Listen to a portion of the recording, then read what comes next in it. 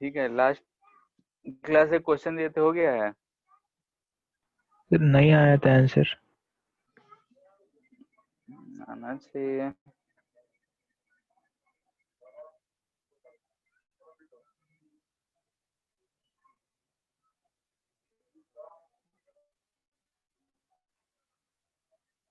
यही क्वेश्चन था, सिंपल तो है।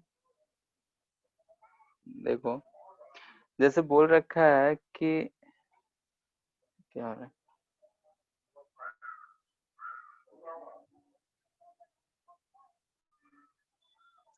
यहाँ पे resistance, rate of increase in current. अच्छा, यहाँ पे छूट गया है।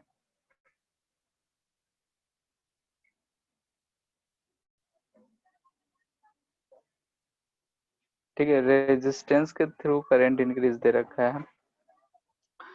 तो देखो सिंपल है कि अगर हमको यहाँ से रेट ऑफ इंक्रीज दे रखा है, यहाँ से 2.5 एम्पियर पर सेकंड से रेट बढ़ रहा है। अभी इस इंस्टेंट पे देखेंगे तो इसका पोटेंशियल 10 है, करंट इधर जा रहा है यानी कि ये हायर ये लोअर, करंट 1 है 10 है, तो 10 वोल्ट का डिफरेंस होगा, यहाँ का पोटेंशियल हो जाएगा हमारा 0। ठीक है, ये 0, ये हायर ये लोअर, तो करंट इसमें इस डायरेक्शन में होगा, इंक्रीजिंग होगा तो कितना होगा। तो इसके लिए अगर हम सॉल्व करेंगे तो ईएमएफ होता है हमारा L D I by D T. तो यहाँ से हमको D I by D T मिल जाएगा 40, 0 40 का डिफरेंस ईएमएफ हो गया, एल 4 दे रखा है यानी कि 10 एम्पियर पर सेकेंड, यानी कि इधर से कितना बढ़ रहा है तो 10 एम्पियर पर सेकेंड। तो इधर से कितना बढ़ता हुआ दिखेगा, तो इस डायरेक्शन में हमको दिख रहा होगा 10 प्लस 2.5 12.5 एम्पियर पर सेकंड से बढ़ रहा होगा। ठीक है, अब इसमें इतना बढ़ रहा है तो इसके अक्रॉस का पोटेंशियल डिफरेंस अगर हम लिखेंगे डेल्टा वी, तो देखो 12.5 D I by D T है, इसको 2 से मल्टीपल करेंगे तो 25 वोल्ट आएगा। ये 0 है तो यहाँ का पोटेंशियल हमको कितना मिलेगा, +10 वोल्ट। अब ये 10 डिफरेंस 25 का, ये हाइयर है तो ये कितना हो जाएगा, -15 वोल्ट। बस यही आंसर होगा।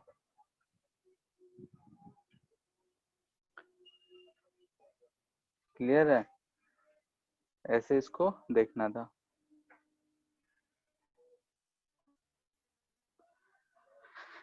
ठीक है, तो नेक्स्ट है, हम लोगों ने देखा कि इंडक्टर है, इंडक्टर को कैसे यूज कर सकते हैं सर्किट में, उसका ग्रोथ ऑफ करंट और डिके ऑफ करंट हमने देखा। अब है म्यूचुअल इंडक्टेंस, ये सब था सेल्फ इंडक्टेंस।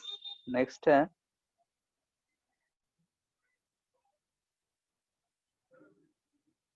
म्यूचुअल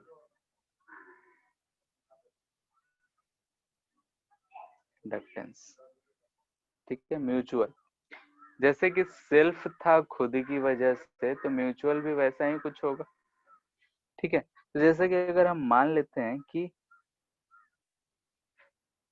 यहाँ पे एक लूप रखे हैं, ठीक है, इसी के एक्सिस के अलोंग एक और छोटा सा हम लूप रख दिए।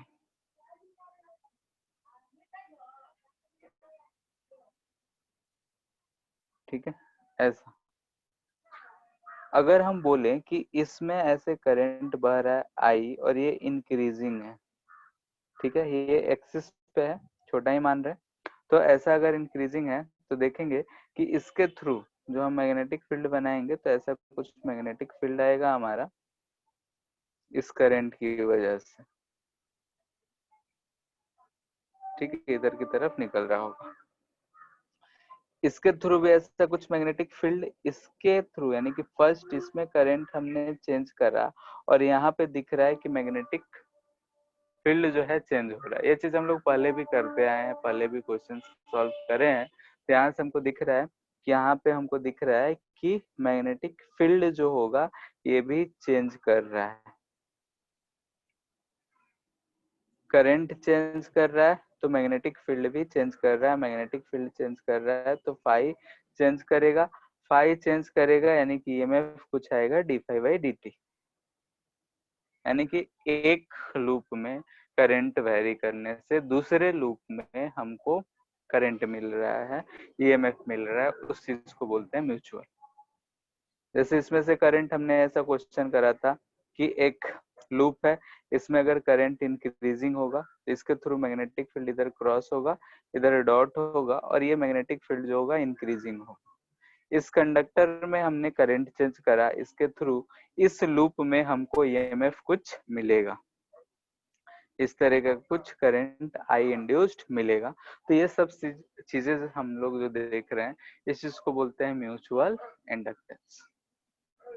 ठीक है, म्यूचुअली इंडक्शन हो रहा है, एक के कारण दूसरे में इंडक्शन हो रहा है। अब इसी चीज को सोलेनॉइड के केस में हम लोग पढ़ते हैं, तो उसी चीज के यानी इंडक्टर जो हम लोगों ने पढ़ा उसके लिए कैसे देखेंगे। तो म्यूचुअल इंडक्टेंस, ये बात तो हम समझ आ रहे हैं कि एक में वेरी करने से दूसरे में जो चेंज हो रहा है उसको हम बोल रहे हैं म्यूचुअल, एक की वजह से दूसरे में। हो सकता है दूसरे में चेंज करे तो पहले वाले में भी हो। कैसे? तो मान लेते हैं कि हम तो ऐसे दे रखा है सोलेनॉइड,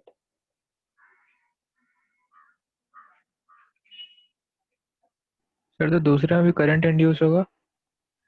हाँ वही तो चीज दूसरे देख में रहे हैं क्या। नहीं सर, वही बोल रहे। पहले में चेंज किए तो दूसरे में भी चेंज करने से पहले में भी हो सकता है। ठीक है, तो ये इसी चीज को यानी एक दूसरे की वजह से होगा तो इसलिए म्यूचुअल बोलते हैं।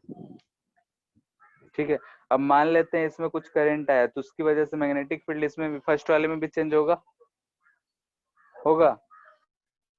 एक की वजह से दूसरे में, दूसरे की वजह से एक, ऐसे चेंज होते रहेगा, तो इसी चीज को बोलते हैं म्यूचुअल। फिलहाल हम एक ही में करंट दे रहे हैं, हो सकता है दोनों में करंट हो।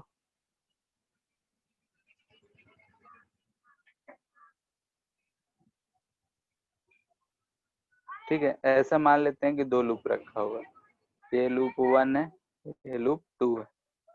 अगर इसमें हम करंट ऐसा बहाए हैं, ठीक है, दोनों आसपास ही रखे हैं, ऐसा करंट बहाए हैं तो इसमें मैग्नेटिक फील्ड ऐसा होगा।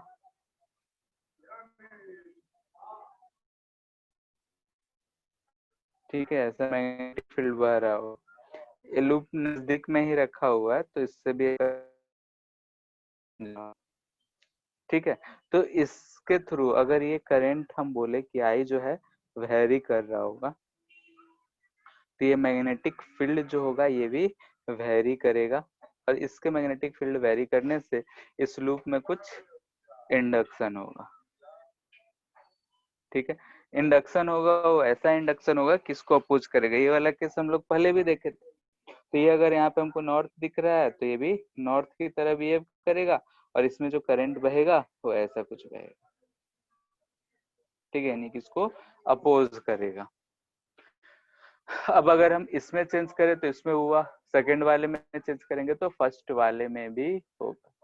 फर्स्ट वाले में अगर हमने चेंज करे हैं तो सेकंड वाले में हमको ईएमएफ देखने को मिल रहा है। अगर हम सेकंड वाले में चेंज करेंगे तो फर्स्ट वाले में भी हमको इंडक्शन मिलेगा। ठीक है, तो एक दूसरे की वजह से चेंज हो रहा है, तो इसलिए हम इसको बोलते हैं म्यूचुअल इंडक्टेंस। अब यहाँ पे अगर हम इसमें बोले कि करंट I1 बह रहा है, इसमें करंट हम मान लेते हैं बहाते भी तो करंट I2 बह रहा है। ठीक है, तो I1 के कारण फ्लक्स चेंज हो रहा है, तो अगर हम फ्लक्स देखेंगे on 2 is directly proportional to, हमको दिख रहा है करंट इन 1।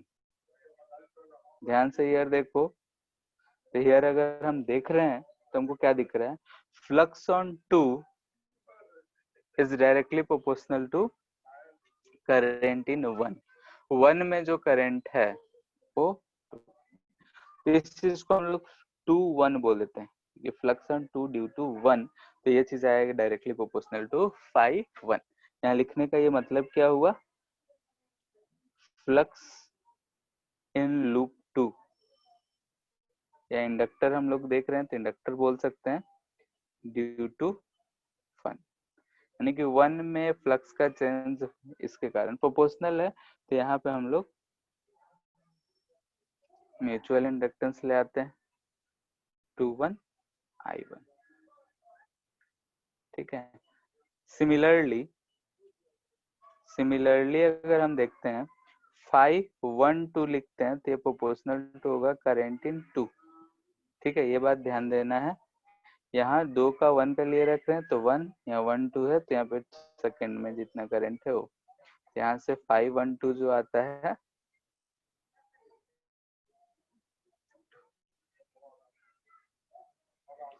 ठीक है।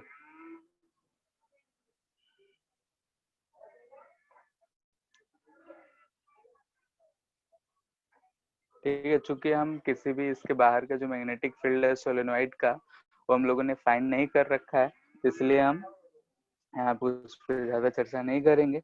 डायरेक्टली बोल रहे हैं कि एक्सपेरिमेंटली हम क्या पाते हैं कि M21 जो आता है M12 के मैग्नीट्यूड के बराबर आता है।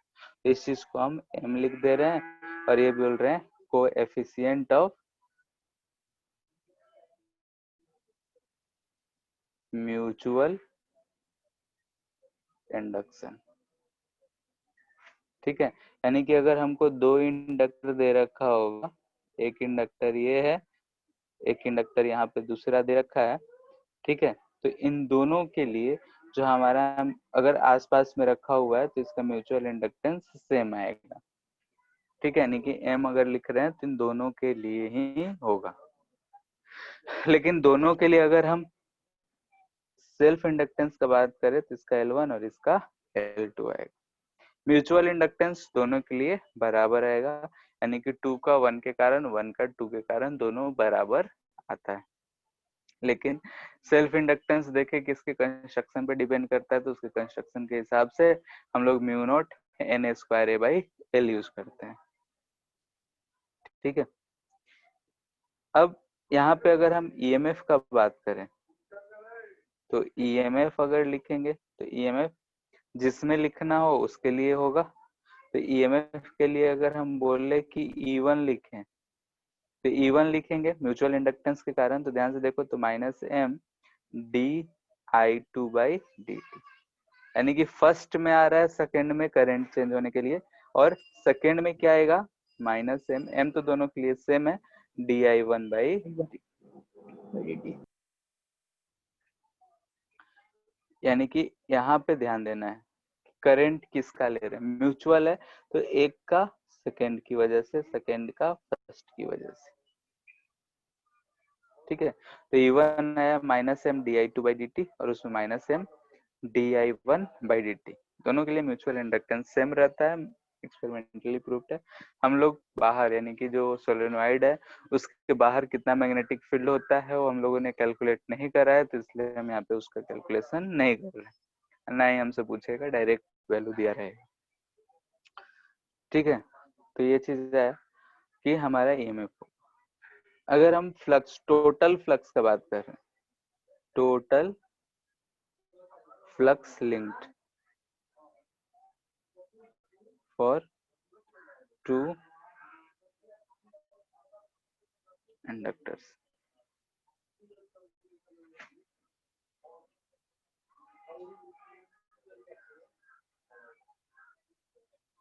मान लेते हैं कि एक ऐसा इंडक्टर है, ठीक है, इसके पास में एक दूसरा रखा हुआ है, ठीक है, इसका इंडक्टेंस L1, इसका L2, दोनों का M दे रखा है। L1 L2 है सेल्फ इंडक्टेंस और M जो है म्यूचुअल इंडक्टेंस। तो अगर हम फ्लक्स लिखेंगे φ1 तो ध्यान से देखो, अगर इसमें करंट I1 बह रहा है, इसमें करंट I2 बह रहा है, तो इसके लिए क्या लिखेंगे L1 के कारण तो L1 I1, ठीक है, प्लस M इंटू I2। ठीक है, कब, यहाँ भी ध्यान देना है कि करंट का जो डायरेक्शन है हम दोनों के लिए जोड़ रहे हैं, तो बीच में L1 I1 इस वाले में केस के लिए तो कोई दिक्कत नहीं है, लेकिन दूसरे वाले केस में, ठीक है, सेकेंड वाले केस में अगर हम देख रहे हैं तो दोनों केस में हम सिमिलर करंट का डायरेक्शन दे रखे हैं। ठीक है, यानी कि इसमें इधर नॉर्थ होगा, इधर साउथ होगा, इसमें भी इधर नॉर्थ होगा, इधर साउथ होगा। यानी कि अगर हम इसको रिप्रेजेंट करेंगे तो इंडक्टर से अगर रिप्रेजेंट करेंगे तो ऐसा, इसको भी इधर डॉट कर रहे हैं, इसको भी इधर डॉट, दोनों सेम डायरेक्शन है, L1 L2 दोनों का इंडक्टेंस M। तो अगर ऐसा रहा, ठीक है, सेम ओरिएंटेशन रहा, तब यहाँ पे हम प्लस यूज करेंगे और phi2 लिखेंगे तो वही L2 I2 plus M I1। यहाँ करंट का देखना है कि L1 के साथ सेम करंट है लेकिन M के साथ दूसरा करंट है। लेकिन ठीक है, केस 1 यहाँ पे ओरिएंटेशन,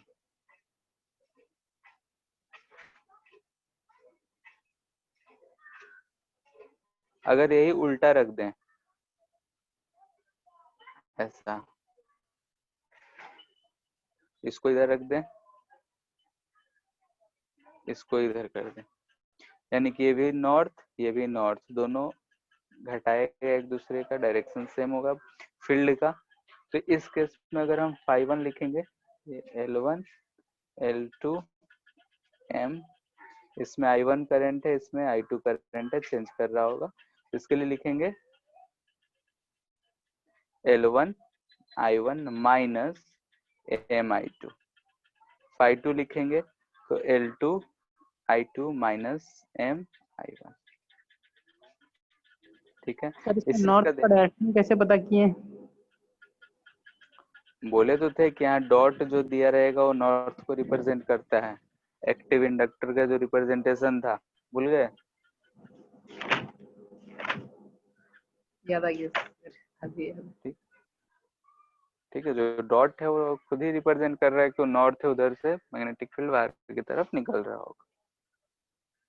ठीक है, अब म्यूचुअल इंडक्टेंस में हम लोग को ज्यादा कैलकुलेशन पढ़ना नहीं है, बस सिंपली फॉर्मली याद रखना है कि कैसे क्या यूज करना है, कहाँ से है कैसे है, उस चीज के बारे में हम लोग को उतना जिक्र नहीं करना।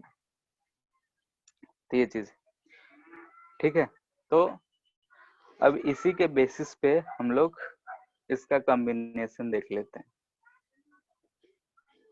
तो यहाँ से जो दिखा इसी चीज को यूज करते हुए हम जो है फ्लक्स लिंकेज अगर हमको पता है तो इसका कॉम्बिनेशन देख लेते हैं, कॉम्बिनेशन ऑफ इंडक्टर्स। तो इसका भी प्रूफ हमको नहीं पढ़ना है तो हम प्रूफ नहीं बताएंगे, डायरेक्ट लिख देते हैं। फर्स्ट सीरीज में केस 1, अगर सेम तरीके से सब हो, सेम तरीका करने का मतलब करंट का डायरेक्शन सेम है, यानी कि इसमें ये भी नॉर्थ ये सेम, ऐसा series line wise line connected है, ये L1 है, ये L2 है और इसका इंडक्टेंस M है।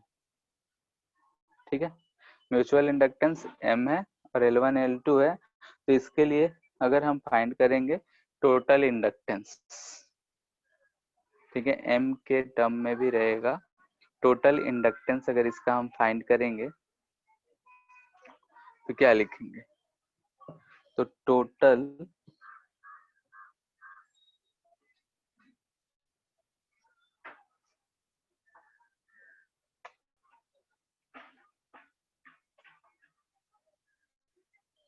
ये equivalent of self inductance, self inductance का बात हो रहा है ऑफ कॉम्बिनेशन, जो आएगा हमारा L से ही लिखते हैं तो लिखेंगे L1 plus L2 plus 2M।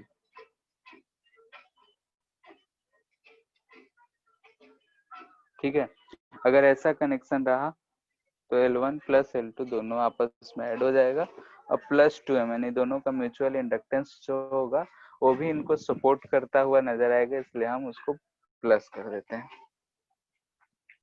B अगर ऐसा कनेक्शन दे रखा हो,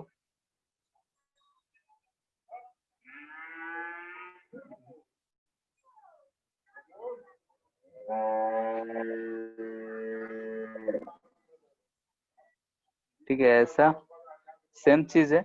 कभी कभी सर्किट में हमको ऐसा बना के दे देगा, यही चीज ऐसे भी हम ड्रॉ कर सकते थे। ध्यान से देखो तो ये ऐसा कनेक्टेड है, ठीक है।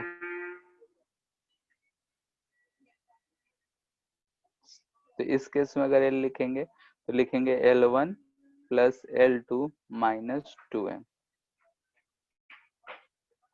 अगर म्यूचुअल इंडक्टेंस को बहुत सारे क्वेश्चंस में 90% केसेस में सीरीज या पैरेलल करता है, तो वहाँ म्यूचुअल इंडक्टेंस को नेग्लेक्ट करने का आता है। तो म्यूचुअल इंडक्टेंस को अगर नेग्लेक्ट कर देंगे तो सिंपली हमको सीरीज में L1 प्लस L2 ही मिलेगा, यानी कि रेजिस्टेंस की तरह मिलेगा, ठीक है। पैरेलल में भी अगर हम कनेक्ट करते हैं तो बहुत सारे केसेस बन सकते हैं, ठीक है। पैरेलल में भी इसके ऊपर अगर हम कनेक्ट करेंगे तो बहुत सारे केसेस बनता हुआ हमको दिखेगा, लेकिन उस केस में भी हम लोग एक सिंपल सा केस सिर्फ पढ़ेंगे और म्यूचुअल इंडक्टेंस को नेग्लेक्ट करके ही पढ़ेंगे। फिर बुकलेट में एक ऐसा क्वेश्चन दिया था, मतलब इक्विवेलेंट पूछा था, तो रेजिस्टेंस वाला लगा दिया तो आंसर आ गया था। हाँ, तो वही एम को क्या करता है, नेग्लेक्ट कर देगा। बोल तो रहे हैं कि 90-95% केसेस में क्या है कि एम को कैंसिल कर दिए हम, यानी कि म्यूचुअल का कोई इफेक्ट रखे ही नहीं, बोल दिए दूर दूर है, तो क्या होगा, सिर्फ L1 प्लस L2 होगा, ठीक है। और इसमें भी अगर हम हटा देंगे, पैरेलल में अगर रखेंगे, ठीक है, तो बोलेंगे कि दूर दूर है, ऐसा है, ये L1 है, ये L2 है, ठीक है। इसमें हम क्या कर रहे हैं, म्यूचुअल इंडक्शन को नेग्लेक्ट कर रहे हैं। ऊपर वाले केसेस में भी अगर नेग्लेक्टेड देगा तो एम को 0 कर देना है। क्वेश्चन में एम का वैल्यू नहीं दे रखा होगा तो 0 कर देना है। क्वेश्चन में कुछ नहीं कहा होगा तो भी एम का वैल्यू 0 कर देना है। एम का वैल्यू नहीं दिया होगा तो 0 कर ही देना है, ठीक है। इसमें अगर कर रहे हैं तो इसमें जो आ गया एल इक्विवेलेंट, तो ऐसे लिख लो 1/L1 प्लस 1/, इसमें यही आता है 1/L equivalent equal to 1/L1 L2। 2 है तो इसके लिए L इक्विवेलेंट लिख सकते हैं L1 L2 by L1 plus L2। M को नेग्लेक्ट कर रहे हैं यहाँ पे, तो इस चीज को यूज करना है।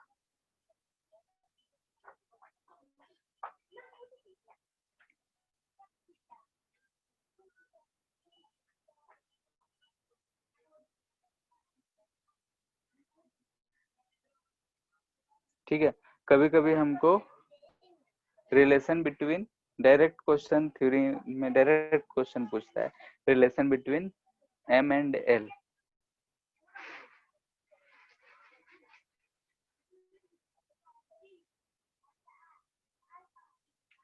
M एंड L, तो इसके लिए रिलेशन जो आता है हमारा M इक्वल टू आता है K under root L1 L2, ठीक है। कहाँ से आता है, प्रूफ के बारे में सोचना भी नहीं है, एम्पेरिकल फॉर्मूला है, ठीक है। यानी कि सॉल्व रख रख के वैल्यू पुट करा गया और पता किया गया, तो ये चीज है।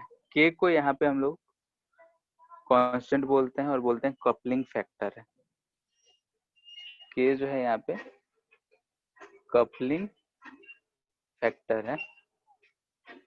के का जो वैल्यू होता है 1 से 0 के बीच रहता है, ठीक है। अगर फुल लिंकेज है, फॉर फुल लिंकेज, यानी कि दोनों लूप के बीच में फुल लिंकेज है, तब के का वैल्यू जो होगा 1 होगा, ठीक है। जैसे कि अगर हमसे बोल दिया जाए कि ऐसा लूप है,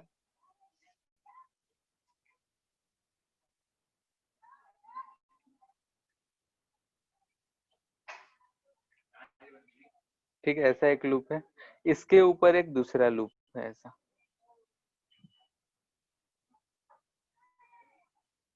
ठीक है, ऐसा लूप है। तो एक लूप का फ्लक्स दूसरे में क्या है, पूरा का पूरा लिंक्ड है, तो इसके लिए जो k का वैल्यू होगा वो 1 होगा।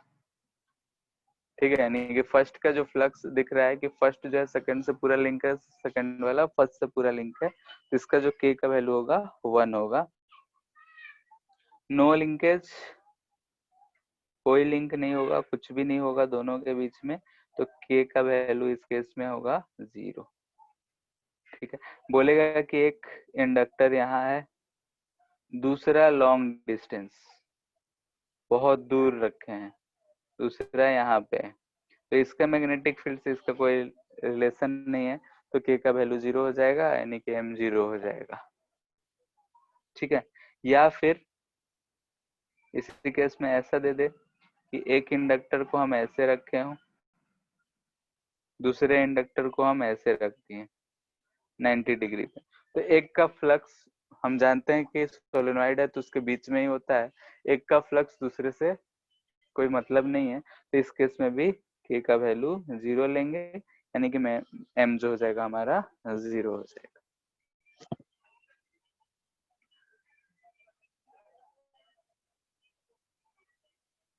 ठीक है, तो ये था म्यूचुअल इंडक्टेंस के बारे में। एक और छोटा सा टॉपिक है एलसी ऑसिलेशन।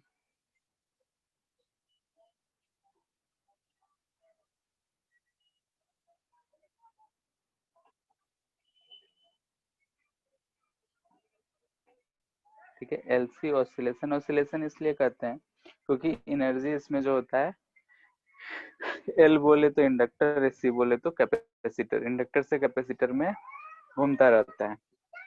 जैसे लेते हैं केस, ये हमारा कैपेसिटर है, ये इंडक्टर है, इसको हम किसी स्विच से ऐसे कनेक्ट कर देंगे, ये हम बोल रहे हैं कि सी है, इस पे चार्ज हम Q0 दे रखे हैं, तो इधर हम बोल दे रहे हैं प्लस Q0, इधर बोल दे रहे हैं माइनस Q0, तो इसका पोटेंशियल डिफरेंस V0 होगा Q0 बाई सी। ठीक है, इसको हम फिलहाल इनएक्टिव रखे हैं, हो सकता है क्वेश्चन में देना हो तो दे सकता है कि उसको भी कुछ करंट दे दिए, नहीं कुछ हो भी पहले से एक्टिव हो, लेकिन हम यहाँ पे बोल रहे हैं कि इनएक्टिव है। अगर हम स्विच को क्लोज कर देंगे, यानी कि इफ स्विच इज क्लोज्ड,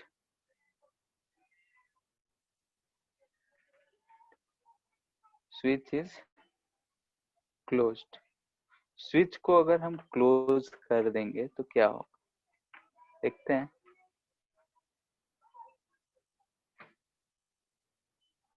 ऐसा हम स्विच को क्लोज कर रखें, तो कुछ समय के बाद, आफ्टर सम टाइम, कुछ समय के बाद क्या होगा कि सर्किट मिल गया तो चार्ज तो फ्लो करेगा। हम लोग जानते हैं कि कैपेसिटर पे एक तरफ प्लस चार्ज है, एक तरफ माइनस चार्ज है, अगर दोनों को वायर से कनेक्ट कर देंगे तो प्लस वाला माइनस की तरफ अट्रैक्ट होगा और भागेगा। यहाँ पे हम लोग देख रहे हैं कि बीच में भले ही इंडक्टर आया तब भी चार्ज तो भागेगा ही, तो मान लेते हैं कि इस पे अब चार्ज बच गया Q0 माइनस सम Q, इस पे बचेगा माइनस Q0 माइनस Q, यानी कि इधर से चार्ज Q फ्लो कर रहा है। ठीक है, Q बढ़ रहा है। अगर हम यहाँ पे बात करें, इस तरह हम लूप में घूम लें तो KVL, फ्रॉम KVL, यानी कि अगर हमारे सर्किट में एक सिर्फ कैपेसिटर और इंडक्टर लगा हुआ है, एलसी बोल रहे हैं, एलसी सर्किट है, उसका ऑसिलेशन का बात करना है हमको यहाँ पे। तो अगर ये कैपेसिटर है तो यहाँ से अगर केवीएल में घूमेंगे तो यहाँ से हम क्या लिखेंगे, देखो ध्यान से, minus Q0 minus Q by C minus L D I by D T, यही लिखते हैं। लूप घूम लिए तो 0। ठीक है, हमने ये चीज लिख ली है। इसके बाद क्या, तो बस इक्वेशन सॉल्व करना है। तो इक्वेशन सॉल्व करने तो आता ही हमें, ठीक है। तो यहाँ से हमको दिख रहा है कितना आ रहा है, क्यू नॉट माइनस क्यू, यहाँ जा रहे हैं तो लोअर से हायर यहाँ प्लस आ जाएगा, और इधर बढ़त रहा है तो अपोजिट आएगा minus L D by D T, ठीक, ये चीज आ रहा है। तो इस चीज को अगर हम लोग सॉल्व करने का कोशिश करते हैं तो क्या करते हैं हम, आई है क्यू है, तो एक बार कह रहे हैं कि differentiate with respect to time, time के साथ एक बार डिफरेंशिएट कर दे रहे हैं ताकि क्यू जो है हमको आई के टर्म में मिल जाए। तो यहाँ से हमको क्या मिलेगा, ध्यान से देखते हैं, क्यू नॉट बाई सी जो है कांस्टेंट है तो 0 हो जाएगा, minus D Q by D T into 1 by C, ध्यान से देखो तो ये मिलेगा। चलो एक बार अच्छे से लिख देते हैं, प्लेन बढ़ा देते हैं, नीचे सी, ऊपर क्यू नॉट का डिफरेंशिएशन 0 माइनस, यहाँ पे माइनस एल, ये चीज आ जाएगा, ठीक है। तो इस चीज को सॉल्व करेंगे तो यहाँ से दिख रहा है minus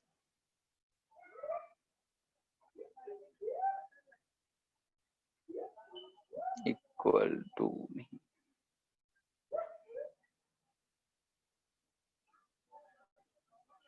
minus L C D two Y by D T square. थोड़ा सा यहाँ से हमको ये चीज दिख रहा है कि ये जो टर्म है ये आई है, तो हम इसको लिख सकते हैं D two I by D T square equal to minus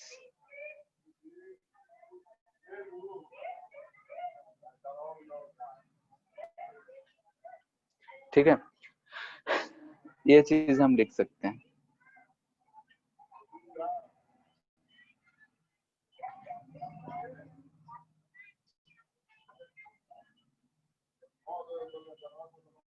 इतना के बाद अब तुम लोग बताओ कि इक्वेशन देखा देखा सा लग रहा है क्या? एसएचएम पढ़े होंगे, एसएचएम, तो उसमें हमने देखा था कि D two X by D T square यानी कि एक्सेलरेशन जो था माइनस के एक्स आया करता था, जिसको हम माइनस ओमेगा स्क्वायर एक्स लिखते थे, याद है कुछ? Yes sir. वैसा ही यहाँ भी इक्वेशन दिख रहा है, तो हम इसको लिख सकते हैं। सॉल्व हम नहीं करने की कोशिश कर रहे हैं क्योंकि डबल डिफरेंशिएशन का सॉल्यूशन करना है, मैथ वालों के लिए भी ये डिफिकल्ट पड़ता है, इसलिए हम डायरेक्ट रिलेट करके क्या आंसर आएगा उस चीज को लिखना चाह रहे हैं। तो हम लिख सकते हैं माइनस ओमेगा स्क्वायर आई। ओमेगा क्या है यहाँ पे, तो एंगुलर फ्रीक्वेंसी बोलते हैं, एंगुलर फ्रीक्वेंसी बोलते हैं, ठीक है। तो अगर हमसे फ्रीक्वेंसी एफ बोला जाए तो एफ इक्वल टू क्या होता है, omega equal to 2 pi F, यानी कि हम ओमेगा बाई 2 पाई लिख सकते हैं। इसको लिख सकते हैं ओमेगा बाई 2 पाई, ये इसका वैल्यू यहाँ से हमको दिख रहा है। अच्छा ओमेगा तो रहेगा नहीं, ओमेगा को अगर देखेंगे तो फ्रीक्वेंसी इतना आ जा रहा है, सिंस ओमेगा अगर हम देखें तो 1 by under root L C दिख रहा है, इक्वेशन को कंपेयर करें। अब दिख रहा है कि इस इक्वेशन का हमारे पास फ्रीक्वेंसी आ रहा है, फ्रीक्वेंसी है, इसका मतलब कि वो ऑसिलेट कर रहा होगा, इसका कुछ टाइम पीरियड होगा, ठीक है। और इस इक्वेशन को सॉल्व करेंगे, इसको मैथमेटिकली, इसका सॉल्यूशन जो आएगा, सॉल्यूशन यानी कि आई बराबर जो आएगा, ठीक है, तो साइनोसोडल फॉर्म में आएगा, और उसको लिख सकते हैं कि आई इक्वल टू जो हमारा आता है इस केस में, ठीक है, तो ये आता है आई नॉट ओमेगा, सॉल्व करेंगे तो क्यू के टर्म में लिखते हैं पहले, क्यू जो आ जाता है वो आता है Q naught sine omega T plus some phi phase difference, Q naught omega cos omega T plus five, ऐसा कुछ हमारा सॉल्यूशन आएगा। तो इसलिए हमको इसमें ज्यादा ध्यान नहीं देना है, बस क्या फॉर्मेट होगा, ये ऑसिलेट करेगा, इसका ओमेगा कितना होगा, फ्रीक्वेंसी कितना होगा, ये चीज हमको याद रखना है। ठीक है, इनिशियल फेज जो होगा, इनिशियल कंडीशन, इनिशियल सिचुएशन के ऊपर डिपेंड करता है, वेव की तरह ही सॉल्व करना है। अगर दोनों का कुछ कुछ वैल्यू दे रखा होगा तो इनिशियली कुछ इनके पास फेज होगा। अगर हम एनर्जी का बात कर रहे हैं हियर, एनर्जी अगर रेजिस्टेंस नहीं है तो लॉस नहीं होगा। If R is equal to 0 implies that no loss यानी कि हम बोलेंगे हाफ CV स्क्वायर, जो रेजिस्टेंस एनर्जी ऑफ कैपेसिटर होगा plus energy stored in inductor LI square, ये कंजर्व्ड होगा, कांस्टेंट होगा, किसी भी टाइम पे ये दोनों होगा सेम होगा। यानी कि अगर इनिशियली इंडक्टर में करंट 0 था, इंडक्टर का एनर्जी 0 था, तो उस समय टोटल का टोटल एनर्जी कैपेसिटर को था। धीरे धीरे जैसे जैसे इंडक्टर चार्ज होते गया, इंडक्टर ने पूरा का पूरा एनर्जी एब्जॉर्ब कर लिया और कैपेसिटर उस समय पूरा डिस्चार्ज हो गया होगा। यानी कि ध्यान से देख के सिचुएशन को समझते हैं तो यहाँ पे क्या हो रहा है, कैपेसिटर एनर्जी यानी कि चार्ज फ्लो करा, तो धीरे धीरे ये जो भी एनर्जी है वो इंडक्टर में स्टोर होते गया। जब कैपेसिटर फुली डिस्चार्ज हो गया, अनचार्ज हो गया, उस पर कोई चार्ज नहीं बचा, तो उस समय इंडक्टर के पास सारा का सारा एनर्जी स्टोर्ड है।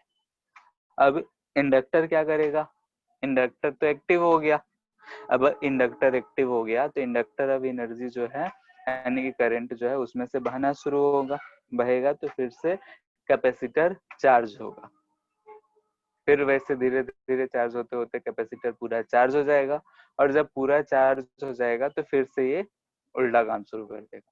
तो ये जो एनर्जी है कैपेसिटर से उछल के इंडक्टर पे, इंडक्टर से उछल के कैपेसिटर पे। ठीक है, तो इसीलिए हम लोग बोलते हैं कि ऑसिलेट कर रहा है, और इस ऑसिलेशन का फ्रीक्वेंसी जो होगा वो 1/2π√LC है। यानी कि टाइम पीरियड अगर हमको निकालना हो तो हम बोल सकते हैं 1 टाइम पीरियड होगा, या 2π/ω बोल लो, तो ये टाइम पीरियड है, इतने टाइम पीरियड से एनर्जी ऑसिलेट कर रहा होगा। ठीक है, अब ये डबल डिफरेंशिएशन का इंटीग्रेशन है, डबल डेरिवेटिव है, तो ये चीज हम लोग फालतू में मैथ क्यों सॉल्व करें, तो इसलिए डायरेक्ट इस चीज को याद रखना है कि कितना फ्रीक्वेंसी ये चीज होता है।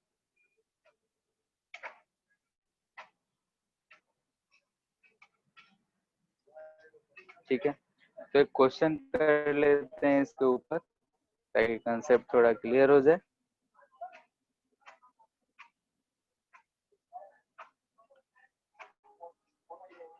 क्वेश्चन हमको दे रखा है, ये एलसी है,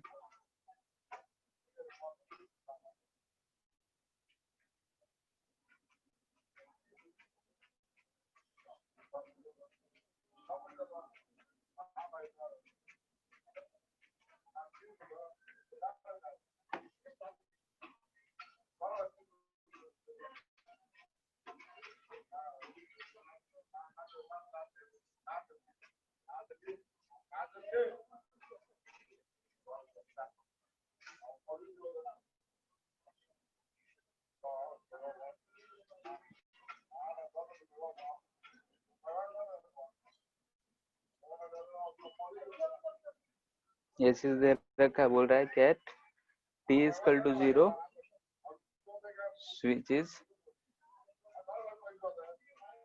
क्लोज्ड। ठीक है, t इक्वल टू 0 पे स्विच को हम क्लोज कर रहे हैं।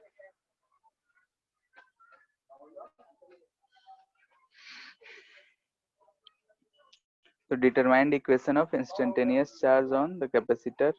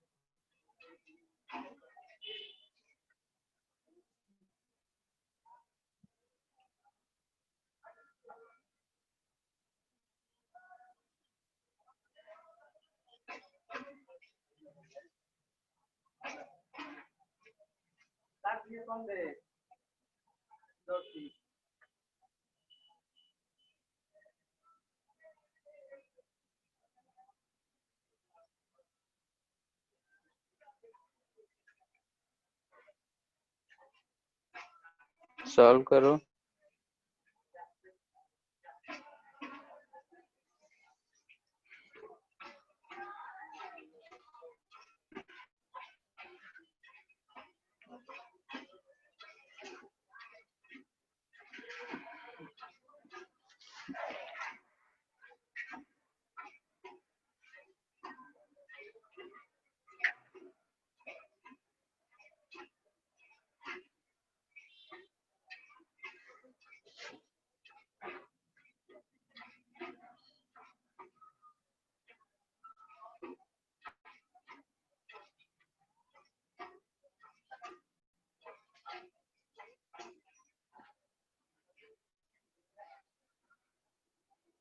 इक्वेशन कैसे लिखेंगे? तो बस ये हमको ओमेगा पता करना है, क्यू नॉट पता है यानी कि मैक्सिमम, ओमेगा पता चल जाएगा, हो जाएगा।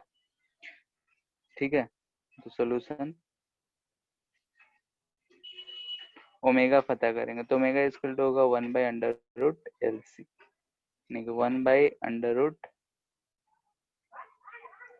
C है 100 माइक्रोफेरेड और ये है 40 मिली।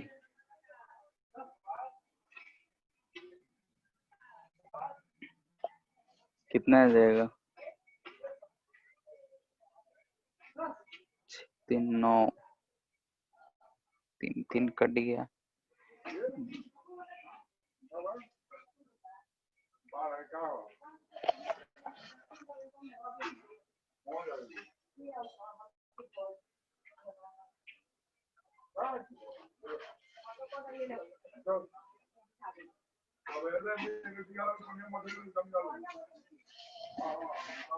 ठीक है, तो यहाँ से 500 आ रहा है रेडियन पर सेकेंड। ठीक है, देख रहे हैं कि यहाँ से हम 3 0 इस 3 से कट गया, 2√4 का 2 हो जाएगा, 10⁻⁻6 है तो 10⁻⁻3 बाहर आएगा और ऊपर चला जाएगा तो 10⁻³ रेडियन पर सेकेंड। अगर ओमेगा आ गया लिख सकते हैं 100 माइक्रोफेरेड इंटू साइन 500t + 5। अब फाई का वैल्यू कैसे आएगा? तो इनिशियली हमको दिख रहा है कि इनिशियल में सिर्फ जो है फेज डिफरेंस का बात है, तो इनिशियल सिर्फ उस पे है, वो सब हमसे नहीं पूछेगा। इनिशियल कंडीशन दे रखा है कि कुछ भी नहीं है। t = 0 पे अगर हम देखेंगे फाई के लिए, एट t = 0 q = q0, तो यहाँ से अगर हम पुट कर रहे हैं t को 0, तो t को 0 पुट करेंगे तो हमको दिख रहा है q = q0 साइन, ये भी q0 हो जा रहा है 500t + 5।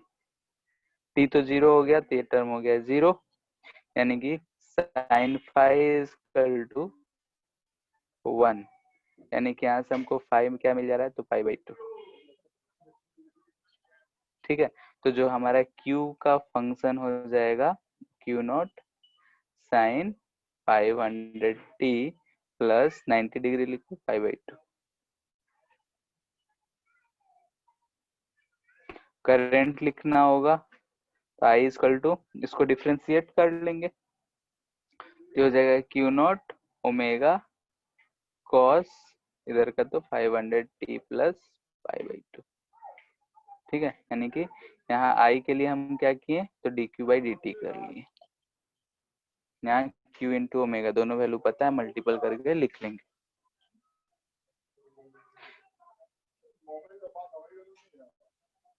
एनर्जी अगर लिखते हैं, कर्व बनाते चलते हैं।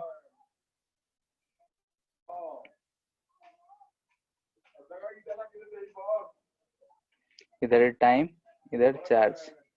फंक्शन क्या है साइन का, तो ऐसे जाएगा। ठीक है, कहाँ कट कर ये Q not time period T/2। Current का दिख रहा है, तो करंट हमारा दिख रहा है कि कॉस का फंक्शन है। अच्छा नहीं, एक मिनट और। T इक्वल टू 0 पे साइन π/2 मैक्सिमम से शुरू हो रहा है, साइन का फंक्शन है।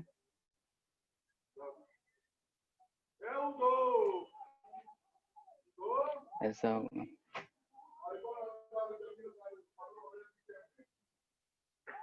ठीक है, साइन का फंक्शन है, लेकिन t इक्वल टू 0 पुट कर रहे हैं तो मैक्सिमम वैल्यू है।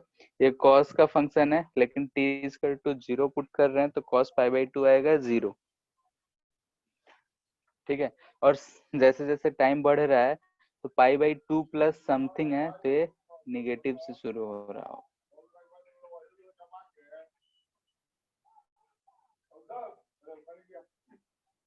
वैसे ही इलेक्ट्रिकल एनर्जी ये होता है हाफ CV² भी लिखो या हाफ Q²/C। C तो कांस्टेंट है, Q का स्क्वायर आएगा, यानी कि साइन स्क्वायर का हमारा ये जो है साइन स्क्वायर का फंक्शन आएगा। साइन स्क्वायर का फंक्शन यानी कि ये इसी की तरीके का होगा, मैग्नीट्यूड कुछ और होगा, जो भी निगेटिव है वो पॉजिटिव हो जाएगा। ठीक है, जहां भी निगेटिव है वहां पॉजिटिव हो जाएगा। साइन स्क्वायर है तो ऑलवेज पॉजिटिव होगा। इतना बात सबको पता है तो, क्योंकि हम ये सब चीज समझ रहे हैं। ये अगर लिखेंगे तो लिखेंगे हाफ LI², यानी कि कॉस स्क्वायर का हमको फंक्शन मिल रहा है, कॉस स्क्वायर का मिल रहा है, और तो इसी करंट की तरह का होगा लेकिन पॉजिटिव होगा, तो ये ऐसा जाएगा T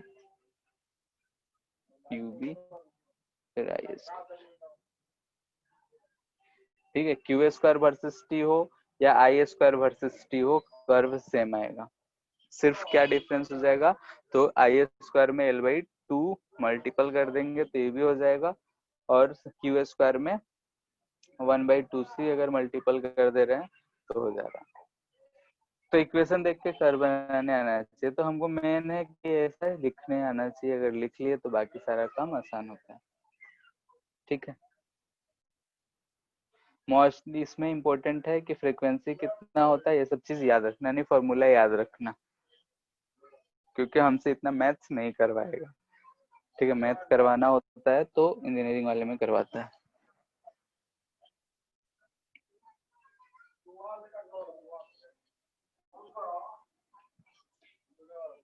ठीक है, नेक्स्ट है जो हमारा लास्ट टॉपिक है, जनरेटर।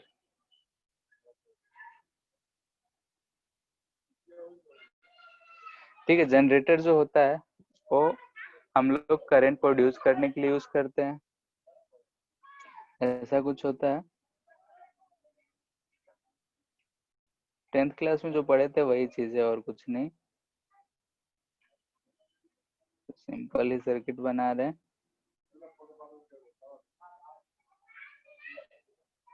ठीक है, इधर मान लेते हैं नॉर्थ पोल है, इधर साउथ पोल है। ये हम इस एक्सिस के अबाउट इसको रोटेट कर रहे हैं।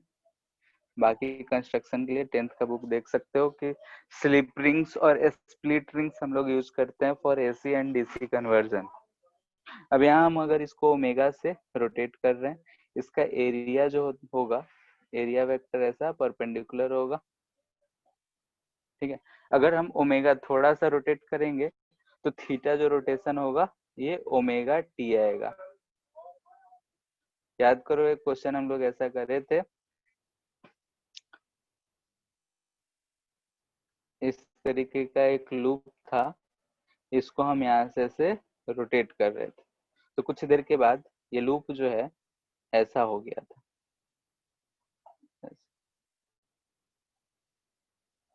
ठीक है, यानी कि बोले थे कि यहाँ से ये थीटा रोटेट कर गया था, थीटा जो आया था ओमेगा टी, वही चीज यहाँ सेम हो रहा है। इसमें मैग्नेटिक फील्ड का डायरेक्शन इधर से हो,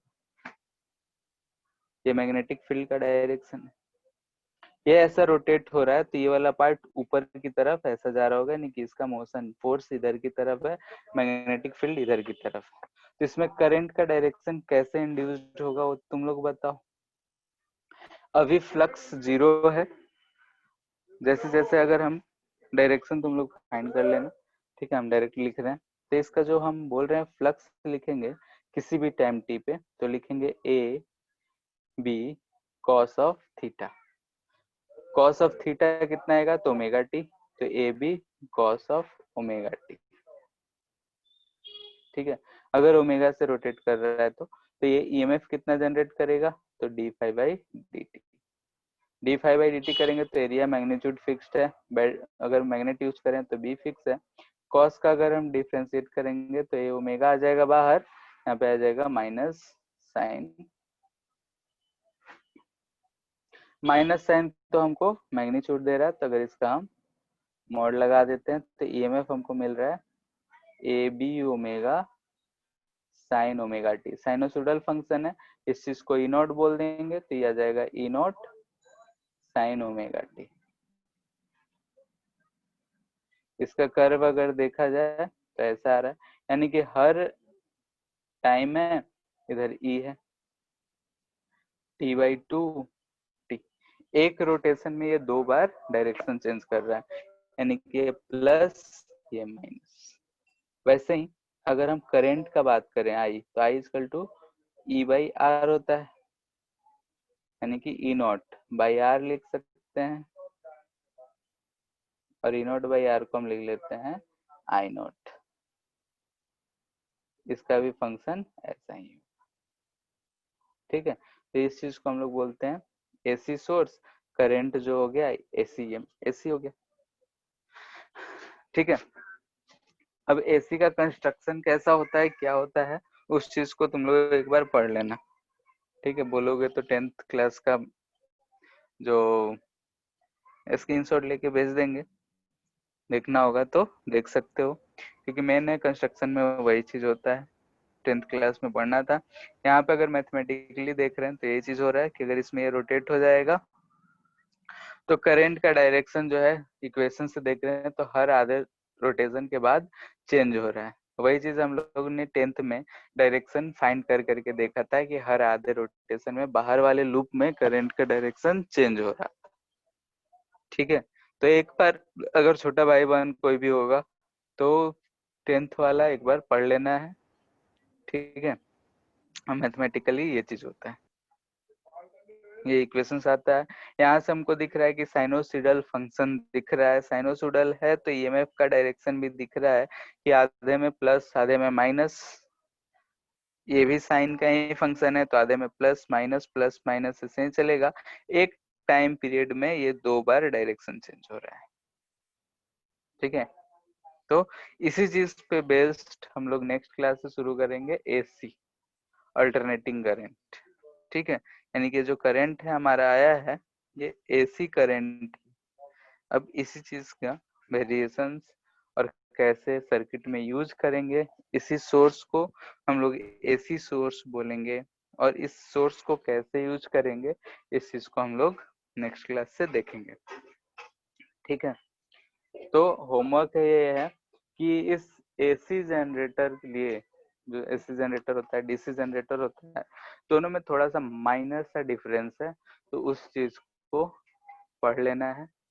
ठीक है, 10th क्लास के बुक में दे रखा है, अभी तो 12th वाले एनसीईआरटी में भी नहीं दिया है। अगर कोई और कोई रेफरेंस बुक यूज करते होगे, अगर दिया हुआ है तब तो ठीक है, नहीं तो 10th का अगर एस चांद किसी के पास हो तो उसमें देखना अच्छे से, हाँ तो उसमें देख लेना।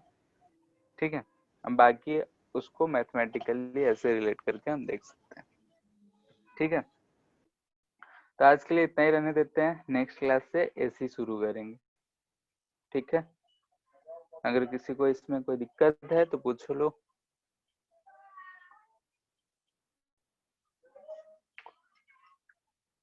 नहीं है? सर बुकलेट में बहुत सारा ट्रांसफॉर्मर का क्वेश्चन दिया हुआ था। ट्रांसफार्मर इसी में दे दिया है, उसको अच्छा। एसी के बाद पढ़ेंगे, ठीक है। एसी के लास्ट टॉपिक है ट्रांसफार्मर, ठीक है। तो एसी पढ़ लेंगे तो उसके बाद लास्ट में देखेंगे उसको, क्योंकि उसमें मेनली एसी सोर्स को ही हम लोग स्टेप अप या स्टेप डाउन करते हैं, तो इसलिए एसी सोर्स पढ़ लेंगे, उसके बाद उसको देखेंगे।